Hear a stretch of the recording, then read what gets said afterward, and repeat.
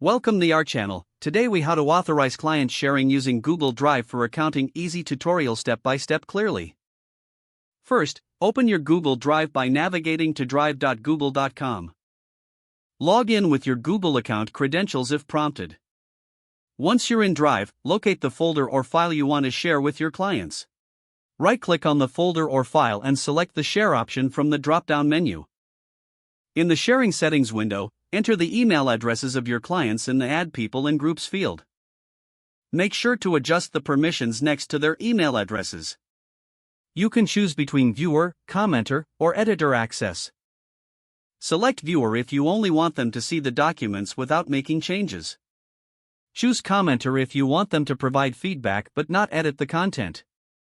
Opt for Editor if you want them to have full access to modify the documents. Below the permissions, you will find an option to include a message. Consider adding a brief note or instructions about the files being shared. Next, click on Send to notify your clients via email about the shared files. You can also copy the shareable link by clicking on Get Link at the bottom of the Sharing Settings window. Make sure the link settings allow access to the intended audience. You can change this setting to anyone with the link if necessary. After adjusting link settings, click Copy Link to share with clients directly. Once shared, you can revisit the folder or file to change permissions later if needed. Always check the Shared With section to monitor who has access to your documents.